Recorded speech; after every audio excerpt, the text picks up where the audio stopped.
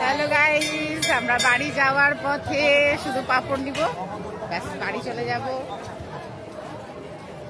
ফুচকা খেলাম, মানুষ চিনতে খুব ভুল করেছি জানো গাইস। চপগুলি খেলাম, মানে এত লোকের ভিড়ে কাউকেও যখন আপন করে নিয়েছিলাম না, বুঝতে পারিনি সে অন্যরকম বেরিয়ে যাবে। যাই হোক, ভোলেনাথ যা চাই ভালোর জন্যই চাই। আমি তো মনে করি আমার ভালোর জন্যই করছে। যাই হোক, জীবন অল্প, বেঁচে থাকতে হবে সুখ দুঃখ নিয়েই। এই যে তোমাদেরকে ভোলেনাথকে দেখাতে নিয়ে চলে এসেছি আমাদের সদরঘাটের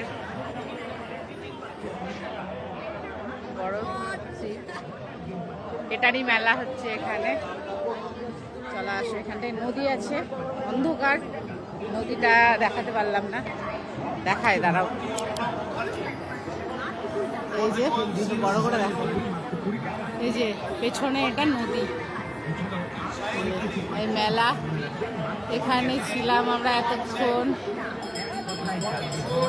এই যে পাপড় নিব যাওয়ার সময়, মানে যাচ্ছি বাড়ি যেতে গিয়েই পাপড় নিব।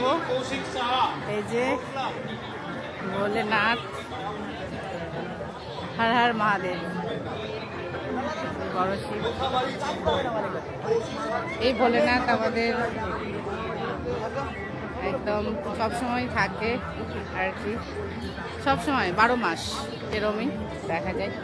এই যে যজ্ঞ হয়েছে এখানটায় শিবরাত্রির দিন, মহাশিবরাত্রিতে সবাই ছবি তুলছে। দেখো ভোলেনাথকে, আমার তো খুব প্রিয় একজন। আমি এর সাথে ঝগড়া করি, সব করি, ঝগড়া করি, উল্টোপাল্টা কথা বলি, তবু রাগ করে না আমার উপর। আমার কাছের, সব থেকে কাছের একজন ভোলেনাথ, যাকে আমি খুব ভালোবাসি। তো দেখিয়ে দিলাম তোমাদেরকে। এই যে আমার বোন কি করছে, সংসারের অনেক জিনিস কিনেছে দেখো। এই যে দেখেছো কত জিনিস কিনেছে, কি কি কিনেছিস একবার বলে দে। ওইদিকে একদম দেখতে পাচ্ছি না। আলু রাখা ঝুড়ি, মশলা রাখার বাটি, তারপরে আর কি কিনেছি ভুলে গেছে কি কিনেছে, ভুলে গেছে কি কিনেছে। ও কানের দুল কিনেছি।